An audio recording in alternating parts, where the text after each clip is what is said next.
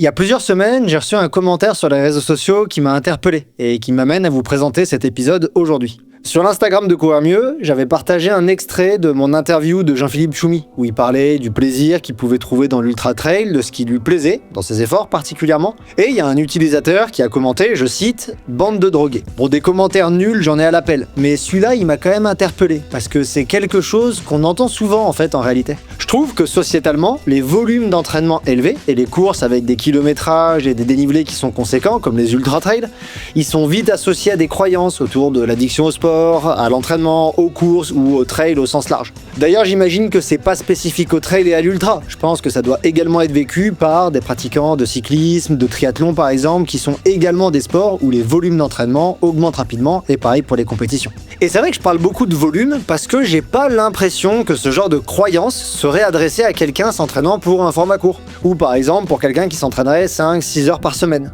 Peut-être que l'entourage très proche de cette personne pourrait penser à de l'addiction, parce qu'ils assisteraient à des comportements où ils entendraient des pensées plus intimes, mais j'ai quand même souvent l'impression que de manière générale, la croyance populaire, c'est une association gros volume égale addiction au sport. Bref, comme vous l'entendez, ce commentaire assez anodin, il m'a pas mal fait réfléchir, et il m'a fait me poser des questions, et j'en suis arrivé au constat que l'addiction au sport, c'est un sujet à part entière que j'avais pas encore traité, que j'ai pas encore abordé dans le podcast. Peut-être parce que, n'en déplaise aux amateurs de raccourcis, ça concerne en réalité qu'une minorité de personnes, mais quand même, il existe une vaste littérature sur le sujet, et je pense qu'il serait utile de comprendre, par exemple, qu'est-ce que c'est que l'addiction au sport et au trail, comment ce type de pathologie mentale se développe, quelles en sont les conséquences, ou encore quels sont les facteurs de risque de l'addiction au sport pour une prévention efficace. Je m'appelle Cyril Forestier, je suis entraîneur de trail et pratiquant, mais surtout docteur en sciences du sport. Vous êtes dans Courir Mieux, le seul podcast de trail qui vous aide à progresser grâce à des conseils fiables basés sur la science. Et dans ce Scientific Day, on va parler addiction au sport.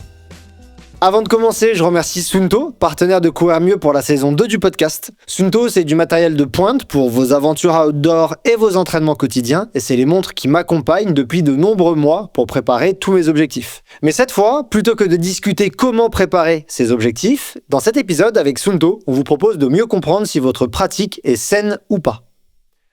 Une chose est sûre, c'est qu'on vante souvent le sport, notamment les sports d'endurance d'ailleurs, qui ont beaucoup de bénéfices, mais le sport est souvent perçu comme une source de santé, de plaisir et d'équilibre, et à raison. Pourtant, c'est vrai qu'il peut devenir envahissant. Il peut alors conduire à l'opposé de ce qu'on voudrait, à savoir des blessures, un isolement social, une véritable souffrance psychologique et physique, etc. Et dans la recherche, en fait, c'est ce qu'on retrouve sous le terme d'addiction au sport. Il y a plusieurs termes, on va en reparler dans l'épisode, mais l'addiction au sport, c'est une de celles qui commence, j'ai l'impression, à émerger et à faire consensus. C'est un phénomène qui est encore mal défini, mais qui est présent dans les disciplines d'endurance, comme le trail et l'ultra, mais également dans les autres disciplines sportives, en fait, dans quasiment toutes les disciplines. Enfin, je dis que c'est présent, mais en fait, bien moins que certains semblent le croire. Dans cet épisode, je vous propose qu'on rentre en fait un peu dans le détail dans ce que c'est que ce concept. Et pour ça, on va parler de l'évolution historique de l'addiction au sport. D'où est-ce que ça vient en fait, ça ? Des critères qui permettent de le distinguer d'une pratique simplement intense, avec des chiffres qui sont disponibles sur sa prévalence. On va également voir en quoi les hommes et les femmes peuvent être différemment concernés par ce phénomène et quels sont les profils, psychologiques par exemple, les plus vulnérables. Et pourquoi est-ce que le trail et l'ultra constituent un terrain d'étude privilégié, mais en fait pas le seul. Et on abordera également des zones d'ombre qui persistent et surtout des problématiques qui existent dans les mesures et les conclusions qui sont tirées depuis ces mesures avec en fait des estimations qui sont imparfaites et qui ont aujourd'hui pas encore de consensus assez robuste pour qu'on puisse trancher clairement sur les prévalences. Et comme souvent, je vous propose qu'on commence par des définitions. Alors, il y a un article particulièrement éclairant sur ce sujet, je trouve, sur le sujet de l'addiction au sport, c'est celui de Bergzig et al. En 2012. J'ai vraiment beaucoup apprécié ce papier parce que je trouve que c'est un très bon état des lieux de l'addiction au sport, en tout cas en 2012, mais j'ai pas l'impression que ça ait énormément changé depuis. Dans ce papier, les auteurs y rappellent que le concept d'addiction appliqué au sport, c'est relativement récent. Dans les années 1970, William Glasser y parle d'une notion, à savoir la positive addiction, qui est censée désigner des comportements bénéfiques, comme l'addiction à l'exercice ou à la méditation, et qui est présentée en opposition à d'autres addictions, comme par exemple l'addiction aux substances, qui elles ont des effets délétères sur la santé. Donc là, on est en 1970, mais rapidement, il y a d'autres chercheurs qui ont souligné que l'exercice poussé à l'excès, il pouvait aussi avoir des effets négatifs, comme les comme les substances par exemple à laquelle on peut être addict, comme par exemple les drogues ou l'alcool. On va retrouver des cas de blessures, de surentraînement, mais également des conséquences qui sont sociales, comme la négligence des responsabilités ou la négligence de la vie de famille. Donc en fait, progressivement, la notion de positive addiction, elle a été abandonnée au profit de termes qui sont devenus plus précis. Dans la littérature, on en retrouve beaucoup, des expressions comme exercise dépendance, donc dépendance à l'exercice, compulsory exercise, donc exercice compulsif, ou encore exercise abuse. En français, ça donnerait excès d'exercice, excès d'entraînement. Aujourd'hui, il n'y a pas encore vraiment de consensus absolu sur la bonne terminologie à utiliser. Et toutefois, Bergzigal, en 2012, il considère le terme addiction à l'exercice comme le plus pertinent. Et il pense ça parce qu'il trouve que ce terme-là, il reflète le mieux la réalité clinique et scientifique de ce phénomène. Avant de zoomer sur ce que c'est que l'addiction au sport, je pense qu'il est utile de rappeler ce que c'est qu'une addiction tout court, une addiction en général. Et pour ça, je me suis appuyé sur la mission interministérielle de lutte contre les drogues et les conduites addictives, la MILDECA, M-I-L-D-E-C-A, qui définit les addictions comme des pathologies marquées par une dépendance à une substance ou une activité avec des conséquences délétères. Les addictions aux substances incluent par exemple le tabac, l'alcool, le cannabis, la cocaïne, etc. Il y a plein d'exemples de drogues qu'on pourrait donner. Et du côté des addictions sans substance, c'est les addictions qu'on appelle comportementales, qui va être le cas de l'exercice. Et ben en fait, aujourd'hui, il n'y a que le jeu pathologique qui est officiellement reconnu dans les classifications internationales. Ça signifie que d'autres addictions comportementales, comme l'addiction au sexe ou l'addiction à l'exercice, n'ont pas encore le statut clinique officiel, même si la littérature scientifique considère que c'est une réalité d'addiction comportementale et l'étudie. Alors ça, c'est quand même arrivé souvent dans la littérature, il y a régulièrement un décalage entre ce que les chercheurs découvrent, démontrent et considèrent comme existant et le moment où ce sera officiellement intégré dans des manuels diagnostiques et par la communauté plutôt médicale. Ça arrive régulièrement ce type de décalage, mais là on est exactement dans ce cas-là. Et déjà pour qu'il y ait addiction, il faut comprendre qu'il y ait dépendance. Et ça c'est assez important à comprendre. Il y a un outil que je trouve important qui s'appelle le DSM-5. Le DSM-5 c'est le Diagnostic and Statistical Manual numéro 5 et en fait c'est un manuel officiel de l'Association américaine de psychiatrie qui fait office de référence et qui définit tous les troubles mentaux, comportementaux et psychiatriques. Parce que c'est de ça qu'on parle quand on parle d'une dépendance à l'exercice. On parle d'un trouble mental, d'un trouble comportemental, d'un trouble psychiatrique et psychologique. Et ce DSM-5, il définit ce que c'est que la dépendance à travers 11 critères possibles. On retrouve le besoin impérieux et irrépressible de consommer la substance ou de pratiquer le comportement, la perte de contrôle sur la quantité et le temps dédié à la prise de substance ou au comportement, la quantité de temps consacré, la quantité de temps elle-même consacrée à la recherche de substances ou au comportement, l'augmentation de la tolérance aux produits addictifs, la présence d'un syndrome de sevrage lorsqu'il y a un arrêt de la consommation de la substance ou du comportement, l'incapacité de remplir des obligations, par exemple sociétales, importantes, l'usage même lorsqu'il y a un risque physique, des problèmes personnels ou sociaux, le désir ou les efforts persistants pour diminuer les doses ou l'activité, les activités réduites au profit de la consommation ou du comportement, et enfin la poursuite de la consommation ou du comportement malgré les dégâts physiques ou psychologiques. Donc ça, c'est les 11 critères qui permettent de caractériser le degré, la sévérité de l'addiction. Et s'il existe la présence de 2 à 3 critères, on parle d'une addiction faible. S'il y a la présence de 4 à 5 des 11 critères, on parle d'une addiction modérée.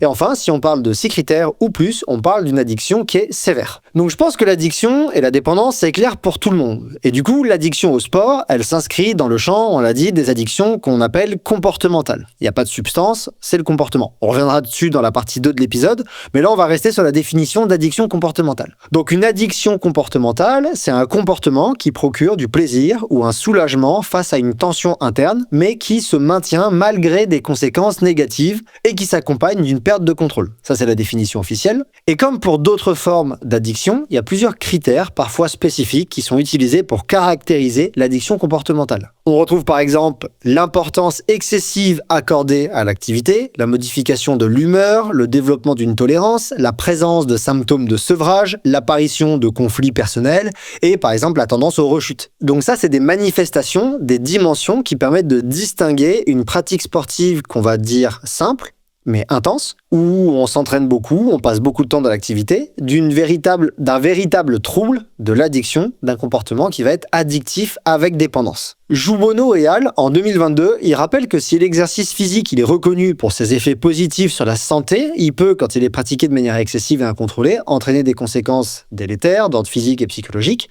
et que l'addiction à l'exercice, qui est classée dans les addictions comportementales, elle est au même titre que les jeux pathologiques ou l'addiction à Internet ou au sexe, et elle n'est pas à ignorer. Les individus concernés, ils vont présenter les mêmes symptômes typiques avec l'assaillance, le conflit, la modification de l'humeur, le sevrage, la tolérance, la rechute, etc. qui sont typiques de l'addiction. Et contrairement à une croyance qui est populaire, il est important de souligner dès maintenant qu'en fait le volume, le temps passé, la quantité de temps passé, donc par exemple la quantité d'entraînement, en soi, c'est pas suffisant pour qualifier une addiction. Si on reprend par exemple les 11 critères de la dépendance que je vous ai mentionnés juste avant, le temps réellement passé à consommer la substance ou à réaliser le comportement, c'est qu'un seul des 11 critères qui existent, et pour qu'on considère qu'il y ait une addiction ne serait-ce que faible, il faut qu'il y ait 3 critères minimum. Donc simplement passer du temps à l'entraînement, ça va pas être représentatif d'une addiction particulière. En fait, l'addiction, elle va être caractérisée que lorsque l'exercice il est associé à des dommages significatifs pour l'individu et sa vie. Et ça, c'est quelque chose qui est important.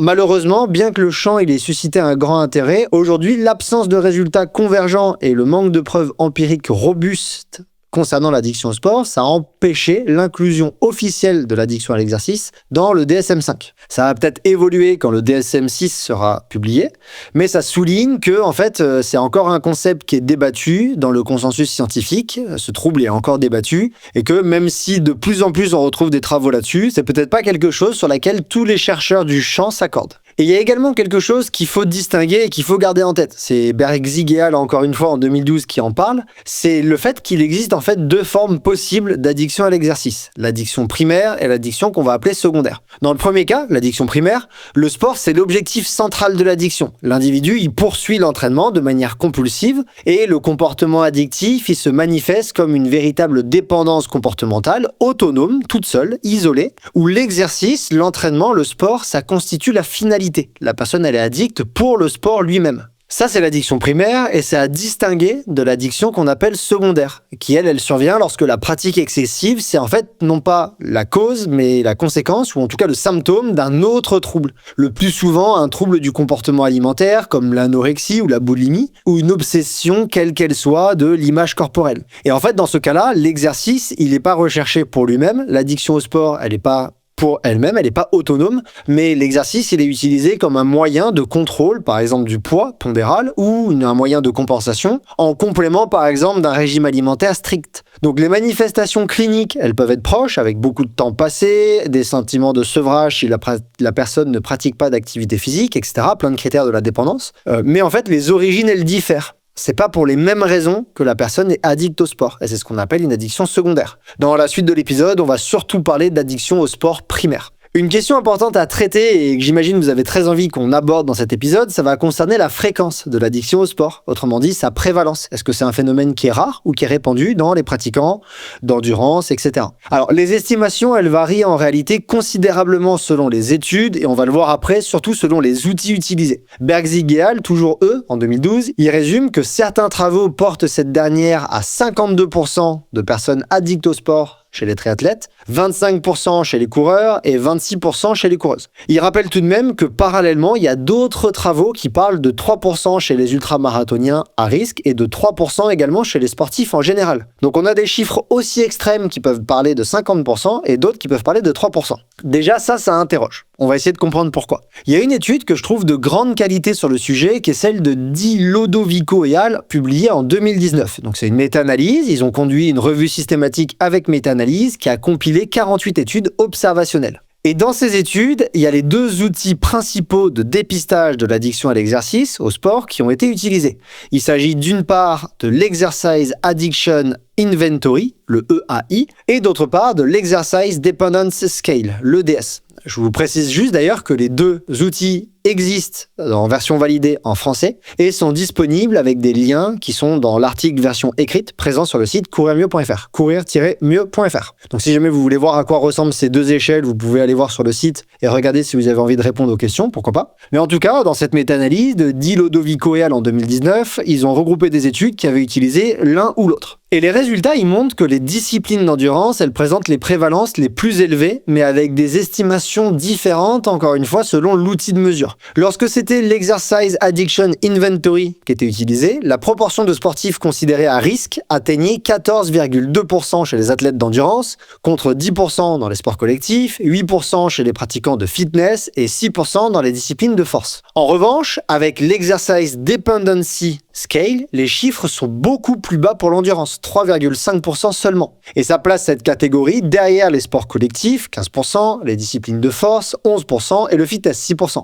Donc on a un écart qui est toujours important et considérable selon l'outil, et je vous propose qu'on essaye de comprendre ça. En fait, ce qui se passe, c'est que l'Exercise Addiction Inventory, il se base sur la définition conceptuelle des addictions comportementales. Il a tendance à identifier une proportion large de pratiquants dits à risque, et cet outil, il est parfois utilisé à des fins qu'on appelle de screening, c'est-à-dire d'identification précoce, mais c'est pas un outil de diagnostic, c'est plutôt un outil d'identification de personnes dites à risque. Il peut être intéressant pour surveiller des profils, les accompagner, déclencher des actions de prévention, mais le prix à payer, c'est une surestimation qui est souvent fréquente. Et ça, c'est surtout vrai dans les sports d'endurance, parce qu'on peut noter, par exemple, 3 questions dont les réponses peuvent facilement être interprétées comme pathologiques, alors qu'en fait, on va voir que dans le contexte sportif, elles sont pas si choquantes. La première, c'est « j'utilise l'exercice comme moyen d'agir sur mon humeur », par exemple, pour m'amuser. Ça peut autant renvoyer au fait d'utiliser le sport pour se détendre et s'échapper parce qu'on n'arrive pas à, par exemple, accepter sa vie ou son travail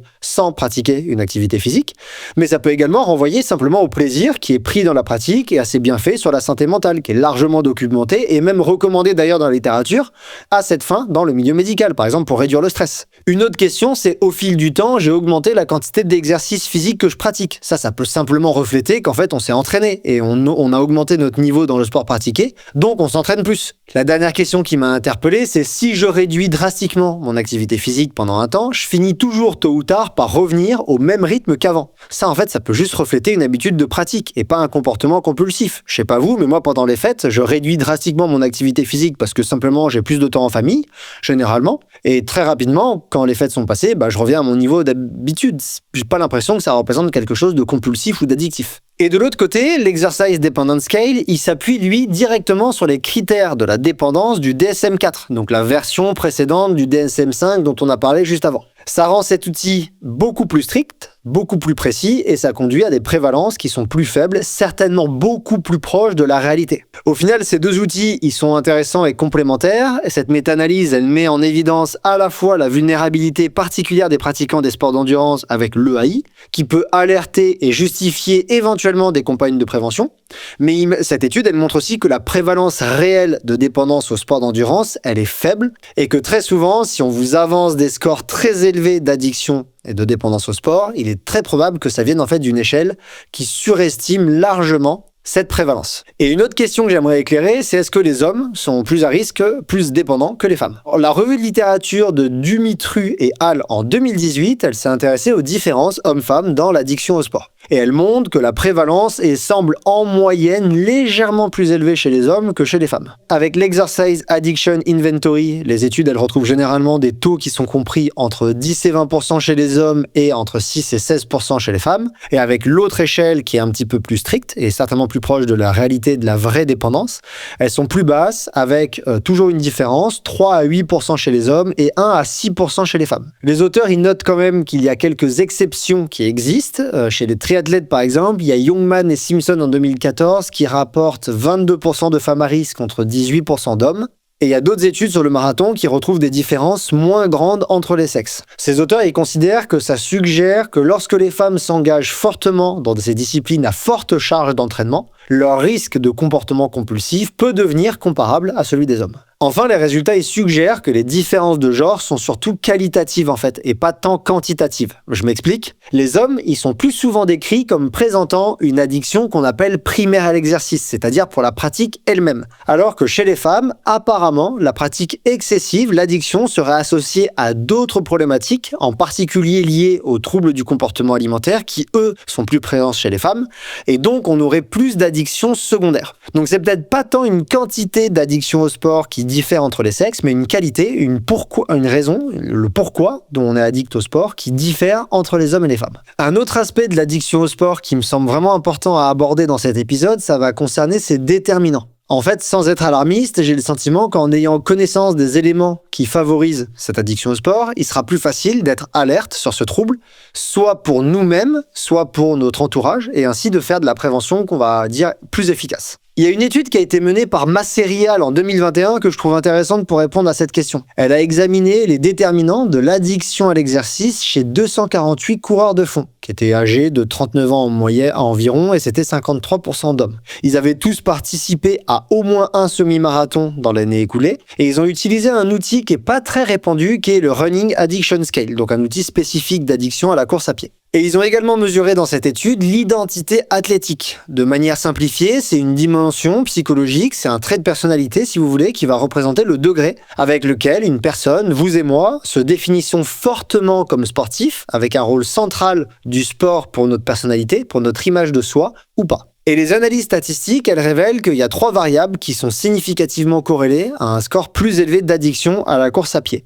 L'identité athlétique, donc ce trait de personnalité, le nombre de séances de course à pied par semaine et le nombre de blessures survenues au cours des 2 années précédentes. De plus, il y avait 2 autres facteurs qui montraient une tendance, c'était pas significatif, mais qui semblaient se rapprocher de la significativité et qui étaient plutôt protecteurs. C'était l'indice de masse corporelle et le nombre d'années de pratique régulière. Pour clarifier, ça signifie qu'au plus l'indice de masse corporelle était élevé et au plus le nombre d'années de pratique régulière était élevé, au plus l'addiction à la course à pied était faible. Et ces résultats, ils mettent aussi en évidence des profils à risque, à savoir qu'au plus des athlètes se définissent fortement comme sportifs, au plus ils s'entraînent fréquemment et au plus ils pratiquent depuis peu de temps, ce serait plus à risque de développer une addiction au sport. De même, une grande quantité de blessures pouvait favoriser ce risque, même si dans cette direction, la causalité de la relation, elle me semble étrange. En fait, comme on l'a dit, c'est une corrélation, et il est plus probable que la relation inverse existe, à savoir, je suis addict au sport, donc j'ai plus de blessures, plutôt que j'ai des blessures, donc je suis addict au sport. Mais bon, ça reste à démontrer, et là, on n'a qu'une corrélation entre les mains. Il y a une autre étude que je trouve intéressante parce qu'en fait elle est spécifique au trail. C'est l'étude de Gold et Hall en 2024. Et dans les collaborateurs, il y a Laurent Gergelet que j'avais reçu dans l'épisode 53 du podcast sur la santé en ultra-trail. Cette étude, elle a interrogé des ultra-trailers hospitalisés pour complications sévères après un ultra-trail. Donc typiquement des rhabdomyolyses ou de l'hyponatrémie par exemple. Il y a 12 athlètes qui ont été inclus, donc 11 hommes et une seule femme. Et leur score à l'Exercise Addiction Inventory indique qu'en fait sur ces 12 athlètes, un seul était classé à risque d'addiction. Cependant, 11 sur 12 présentaient des symptômes caractéristiques avec des scores au questionnaire intermédiaires, mais pas des scores élevés. Alors pour rappel, ce questionnaire il est divisé en plusieurs sous-dimensions et cette étude elle a révélé que la dimension de ce questionnaire, donc une partie des questions de ce questionnaire, la partie du questionnaire qui était liée à l'utilisation du sport pour modifier son humeur était centrale dans l'addiction, suivie des symptômes en cas de sevrage. Autrement dit, moi je trouve ce résultat super important, l'utilisation du sport pour réguler ses émotions, par exemple de manière excessive pour se détendre, pour se déstresser, elle pourrait déterminer le risque d'addiction au trail plus que la quantité d'entraînement par exemple. Et ces auteurs, ils ont aussi observé des liens entre certains traits de personnalité et les symptômes d'addiction. Les personnes qui avaient ce qu'on appelle au niveau de la personnalité une forte instabilité émotionnelle, c'est un trait de personnalité, l'instabilité émotionnelle, en tout cas d'un des modèles de la personnalité. Les personnes qui avaient une forte instabilité émotionnelle, ils démontraient de plus hauts scores de sevrage et des plus hauts scores de modification d'humeur à travers l'exercice. De même, les personnes qui avaient un haut caractère agréable, ça c'est un autre trait de personnalité du modèle en 5 facteurs de la personnalité, c'était les personnes qui avaient moins de risque de rechute en cas de réduction de leur quantité d'entraînement. Alors ces notions autour de la personnalité et des traits de personnalité, elles peuvent vous sembler floues. Si vous voulez un épisode sur les traits de personnalité, les sports d'endurance et le trail, n'hésitez pas à me le faire savoir avec par exemple un message sur Instagram ou un commentaire en dessous du podcast. Je me ferai un plaisir de vous réaliser un épisode là-dessus parce que je trouve qu'au niveau de la psychologie des participants et des sportifs, c'est vraiment une des notions, la personnalité, qui est les plus intéressantes. Alors, les conclusions de cette étude, elles plaident pour un dépistage psychologique systématique après une hospitalisation suite à un trail. Pour ces auteurs, c'est super important. Si quelqu'un fait un ultra ou un trail, a des problèmes de santé et se retrouve hospitalisé, ils disent qu'il faut forcément faire un dépistage de l'addiction au sport. Et ces résultats, ils rappellent que la prévention, elle ne doit pas se limiter au volume d'entraînement. Mais c'est plutôt la fonction psychologique de l'exercice. À quelle fin est-ce que l'exercice est utilisé, par exemple au niveau psychologique, et notamment son rôle pour réguler son humeur, qui constituerait un levier majeur de vulnérabilité à l'addiction à l'exercice. Et comme cette étude elle a été menée pendant un ultra trail, j'en profite pour vous parler d'un partenaire du podcast spécialiste de l'ultra, Wise. Wise, c'est un équipementier qui soutient la saison 2 de Courir Mieux et qui excelle dans le développement de produits de trail et d'ultra, mais également d'itinérance. Cette spécialisation, elle découle sûrement du fait que leur équipe est constituée d'amoureux de la montagne qui aiment particulièrement les longues heures passées dehors, longues heures pendant lesquelles ils pensent et testent les produits de demain. Un produit que j'adore, moi, dans leur gamme ultra, c'est la NanoShell. C'est leur veste chaude qui est respirante et déperlante. Elle est aussi ultra légère, mais pourtant, elle a un pouvoir thermique prononcé grâce à ses empiècements à l'intérieur qui sont en mérinos sur certaines zones spécifiques. Pour découvrir la NanoShell, je vous invite à utiliser le lien qui est présent en description de l'épisode. Et maintenant, je vous propose de revenir sur le rôle de la personnalité dans le risque d'addiction. En fait, je trouve intéressant de noter que Bircher et al. En 2017 avaient déjà montré combien la personnalité pouvait influencer le risque d'addiction dans les sports d'endurance, comme le trail. Leur analyse, elle montre que certains profils reviennent de manière récurrente dans les analyses. Par exemple, le perfectionnisme, qui est un autre trait de personnalité, apparaît comme un des facteurs les plus récurrents chez les personnes addictes au sport. Les personnes qui visent systématiquement un idéal élevé et qui tolèrent mal l'échec sont particulièrement, en tout cas seraient particulièrement vulnérables à l'addiction à l'exercice. Le narcissisme est également intéressant, c'est un autre trait de personnalité et il est aussi régulièrement associé à des comportements addictifs. Et ça, ce serait vrai notamment lorsque l'image corporelle et la reconnaissance sociale deviennent centrales dans la pratique sportive. Il y a d'autres dimensions qui ressortent, comme une estime de soi fragile, la dépendance à la récompense ou encore un faible niveau de coopération qui pourrait également jouer un rôle dans l'addiction à l'exercice. Et en tout cas, toute cette littérature, elle semble pointer du doigt que l'addiction au sport, par exemple au sport d'endurance, elle est moins une question de volume d'entraînement qu'une question de vulnérabilité, surtout psychologique, spécifique, qui peuvent rendre certains individus plus sensibles à transformer une pratique saine en une pratique avec de la dépendance. On reviendra beaucoup dessus dans les parties 2 de cet épisode, mais en fait, le pourquoi la pratique, elle est réalisée, quelles sont les raisons, quelles sont les motivations derrière, c'est peut-être ça qui est le plus intéressant pour comprendre la dépendance à l'endurance et par exemple au trail. Et en complément des études que j'ai citées juste avant, il y a une revue systématique que je trouve intéressante, c'est celle de Toigny et al. En 2023. Elle s'est intéressée à la santé mentale des coureurs d'ultra-trail, d'ultra-endurance. Ils ont compilé les résultats de 11 études, ce qui leur permet de faire des analyses sur plus de 3600 participants. Parmi les problématiques qui ont été recensées, il y avait l'addiction à l'exercice qui apparaît comme un des troubles les plus étudiés et les plus préoccupants. Les résultats indiquent qu'il y aurait 12 à 18% des coureurs d'ultra qui peuvent être considérés comme à risque. Mais c'était avec l'outil qui avait une tendance à surestimer les estimations. Et il y a d'autres résultats de cette étude qui montrent encore une fois que contrairement à une idée répandue, cette vulnérabilité, elle n'est pas proportionnelle au volume d'entraînement ou à la distance parcourue, et que les personnes qui s'entraînent le plus ne sont pas nécessairement celles qui présentent les plus hauts scores d'addiction. Mais les auteurs, ils soulignent qu'il y a des variables comme l'âge, l'indice de masse corporelle et le contexte de pratique qui sont par contre des prédicteurs. Donc courir, par exemple, de manière régulière, dans des environnements non structurés, comme par exemple des parcs, des espaces publics, des sentiers libres, qui sont typiques en trail, pourrait accroître le risque. Une hypothèse, c'est que ces lieux offrent moins de cadres, moins de structure à la pratique et peuvent donc favoriser une pratique plus déstructurée. Et l'addiction à l'exercice, elle serait fréquemment associée à des troubles du comportement alimentaire. En tout cas, c'est une association qui était retrouvée dans 30 à 60% des cas, selon les études analysées dans cette revue de littérature. Alors par contre, malgré plus d'1 millier de publications consacrées à l'addiction au sport, ce domaine, je trouve qu'il est marqué par d'importantes zones d'incertitude. Et je pense qu'il est important que vous le gardiez en tête, à la fois à l'issue de cet épisode, mais à la fois quand vous entendrez des personnes, d'autres épisodes, d'autres podcasts, avancer des certitudes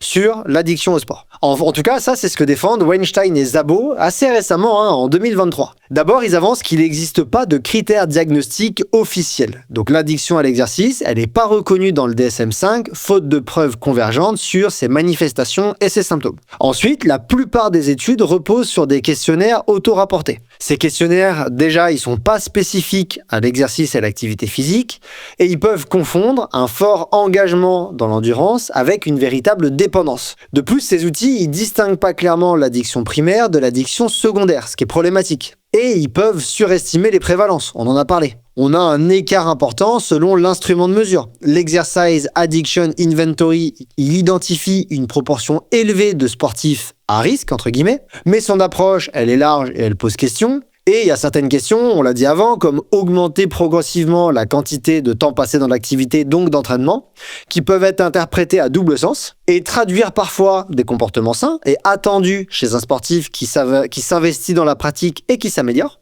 mais également traduire des comportements malsains, qui vont là par contre être utilisés pour identifier une addiction. Donc il y a un flou méthodologique qui contribue à élargir artificiellement, de manière erronée, la proportion de pratiquants qui seront considérés à risque d'addiction. À l'inverse, l'autre outil, l'Exercise Dependent Scale, il est construit sur les critères d'addiction, donc il est beaucoup plus intéressant, et ces questions, elles se rapprochent davantage d'une logique clinique qui conduit à des estimations plus faibles. Néanmoins, il est encore vraiment rarement utilisé, et on a vu dans plein d'études qu'en fait, c'était l'autre outil qui était le plus utilisé. Donc en l'état actuel, il est assez difficile, je trouve, de comparer les chiffres d'une étude à l'autre et d'un domaine sportif à l'autre pour tracer des tendances fiables, parce que c'est pas les mêmes outils qui sont utilisés. Pour progresser, Weinstein et Szabo, ils appellent à des recherches qui seraient plus homogènes, qui intégreraient des entretiens cliniques, une meilleure distinction des formes primaires et secondaires et une clarification de la frontière entre engagement, qu'on va appeler passionné, et comportement pathologique, qui sont des choses sur lesquelles on va largement revenir dans l'épisode partie 2. Avant de conclure, je voudrais mentionner la revue de littérature de Ju Wono et al. En 2022, parce qu'en fait, je trouve qu'elle résume différents points clés des connaissances actuelles sur l'addiction au sport.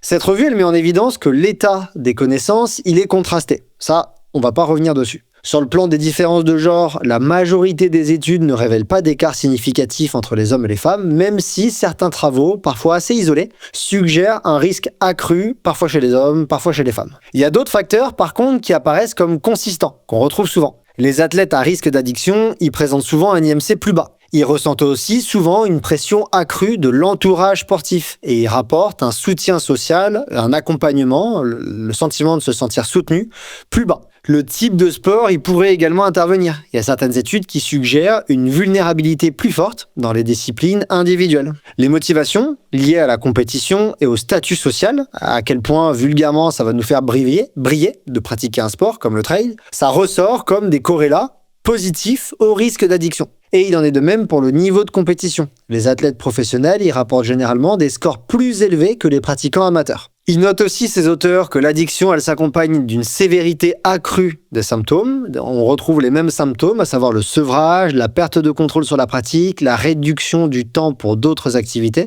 et que ça s'articule avec une passion qui est dite obsessionnelle et pas une passion harmonieuse. On reviendra sur ces thèmes avec mon invité. Enfin, il note qu'il y a des liens étroits qui apparaissent entre addiction à l'exercice et les troubles de la dépression et de l'anxiété, particulièrement chez les athlètes de haut niveau. Avant de conclure, je vous propose un crochet par la rubrique Gollum met la lumière sur. Gollum, c'est un partenaire de la saison 2 du podcast Cours à mieux, et pour chaque épisode, on ouvre une boîte à questions sur l'Instagram de Cours à mieux et de Gollum, où on récupère vos questions sur la thématique et on en sélectionne une qui sera abordée dans les épisodes. Cette semaine, j'ai sélectionné celle-ci. À quelle vitesse est-ce que l'addiction au sport peut apparaître ? Déjà, je trouve intéressant de noter qu'il n'y a pas de réponse claire dans la littérature aujourd'hui. De tout ce que j'ai parcouru, j'ai pas vu de choses qui expliquent à quelle vitesse l'addiction à l'exercice elle peut apparaître. Mais j'ai quand même trouvé quelques pistes de réponse. Il y a des études qui disent que le risque d'addiction, il augmente avec la montée en niveau sportif. Alors ça ne nous renseigne pas exactement sur la vitesse à laquelle ça peut apparaître, ça nous renseigne sur le fait qu'avec la professionnalisation,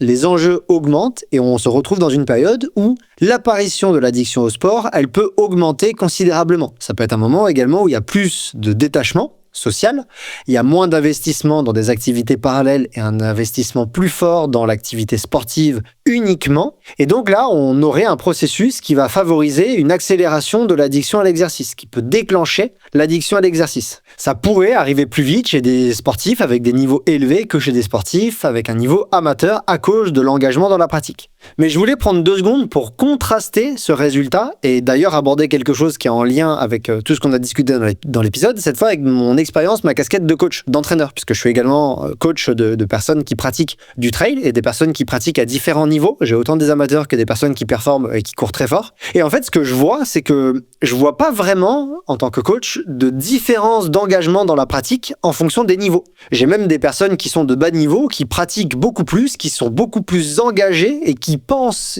qui ont presque qui ont une quantité de pensée dirigée vers la pratique beaucoup plus élevée que des personnes que j'entraîne qui ont un niveau important. Et ça encore plus quand des athlètes préparent de l'ultra, où ils ont un investissement énorme dans leur pratique, au niveau de leur quotidien, de leur famille, de leur entourage, où je vois, en tant qu'entraîneur, ou en tout cas j'ai vu, vraiment une volonté de porter le projet avec un entourage fort, ce qui peut être très bien, mais du coup, ce qui va encore plus réduire le moment, le temps, les bulles pour d'autres choses que le trail et l'ultra trail. Donc en fait, peut-être que dans le trail, avec les préparations de compétition qui demandent inévitablement des engagements qui sont énormes, parce que préparer un ultra trail, c'est forcément préparer une course qui demande un engagement dans la pratique et dans le quotidien qui peut, en tout cas pendant une période, être considérable. Peut-être que dans le trail et dans l'ultra, cette différence qu'on voit au niveau de l'engagement entre amateurs et élite, elle va un peu plus se lisser. Et on va voir qu'en fait, dans les pratiquants d'ultra, on a les mêmes risques d'addiction à l'exercice, autant dans l'ultra trail que dans le trail.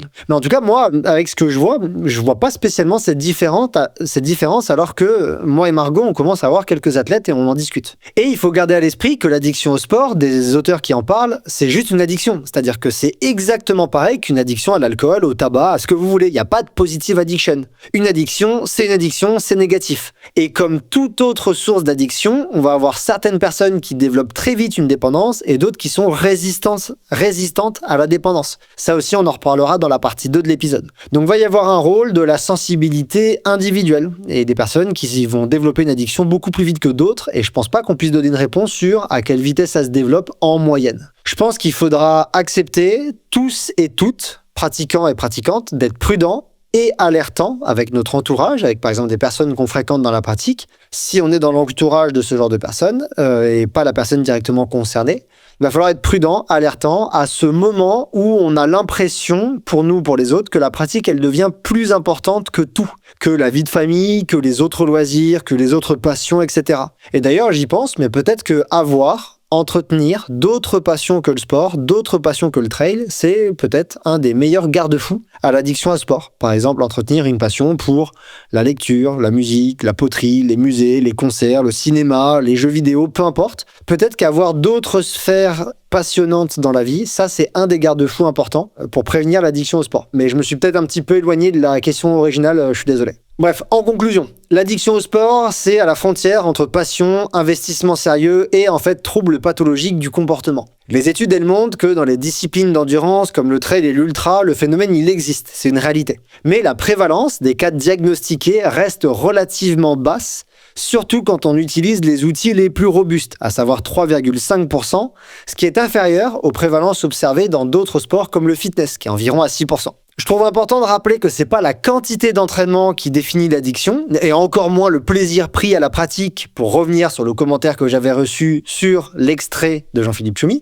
Donc c'est pas ça qui détermine l'addiction au sport, mais bien les conséquences négatives, la perte de contrôle, qui distingue une pratique intense d'une dépendance pathologique. Les meilleures recherches récentes, elles soulignent que la vulnérabilité, elle dépend de facteurs individuels, surtout au niveau psychologique, l'identité athlétique, certains traits de personnalité comme le perfectionnisme ou le narcissisme ou encore l'instabilité émotionnelle et le recours au sport comme un régulateur émotionnel fort constituent des éléments à risque d'addiction. Oui, il y a des différences sexuées. Chez les femmes, la proximité avec les troubles du comportement alimentaire, elle oriente davantage vers une addiction secondaire, alors que chez les hommes, on semble plus parler d'addiction primaire. Mais du coup, c'est plus des différences sexuées de qualité d'addiction que de quantité d'addiction. Et enfin, il faut garder à l'esprit que les estimations de prévalence, elles varient beaucoup selon l'outil utilisé. Ça, c'est vraiment le reflet dans la littérature du manque de consensus scientifique et de l'absence de l'addiction au sport dans le DSM-5 qui viendrait trancher sur quel est l'outil, quel est le meilleur moyen pour diagnostiquer la dépendance à l'exercice. Donc dans ce contexte, je pense que c'est vraiment important de ne pas confondre engagement intense et dépendance, tout en restant attentif et en faisant de la prévention.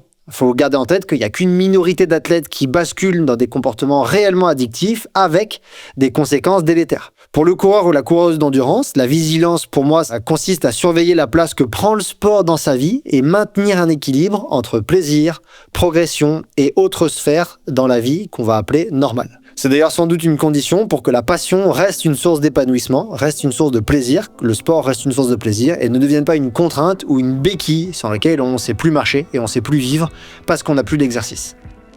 Voilà, c'est tout pour ce premier épisode sur l'addiction au trail. Je remercie tout d'abord Fort Endurance, partenaire de la saison 2 du podcast Cours à mieux. Fort Endurance, c'est un ensemble de produits énergétiques pour les sports d'endurance et la plupart sont composés en respectant ce que j'adore, la littérature scientifique. La période à laquelle sort cet épisode, je trouve qu'elle est plus souvent tournée vers l'entraînement que vers les compétitions. Aussi cette semaine, je vous invite à découvrir les Fort Energy Gel. Avec quasiment que de la maltodextrine et environ 20 grammes de glucides par produit, je trouve qu'ils sont parfaits pour les entraînements réguliers comme les footings un peu longs ou les séances intenses par exemple. Pour découvrir ce produit, vous pouvez utiliser le lien qui est présent en description de l'épisode. Je remercie également les 3 autres partenaires de cette saison 2, à savoir Gollum, Sunto et Wise. En description, vous trouverez des codes promo pour la plupart d'entre eux. Si cet épisode vous a plu, je vous invite à rejoindre Cours à mieux sur Instagram par exemple, où vous y découvrirez également d'autres contenus et à vous abonner au podcast et à la chaîne YouTube. La semaine prochaine, on se retrouve pour un Cours à mieux rencontre et au moment où j'enregistre cette outro, je ne connais pas encore qui sera mon invité, donc je peux pas vous teaser. Mais sinon, rendez-vous dans 2 semaines pour la partie 2 de ce Scientific Day qui me tient beaucoup à cœur parce que je vais recevoir Sébastien Carnicella, qui est expert du sujet et qui est plus particulièrement spécialiste du rôle de la dopamine dans l'addiction au sport. D'ici là, n'oubliez pas que selon Edwards Deming, sans donner à l'appui, nous ne sommes qu'une personne de plus avec une opinion.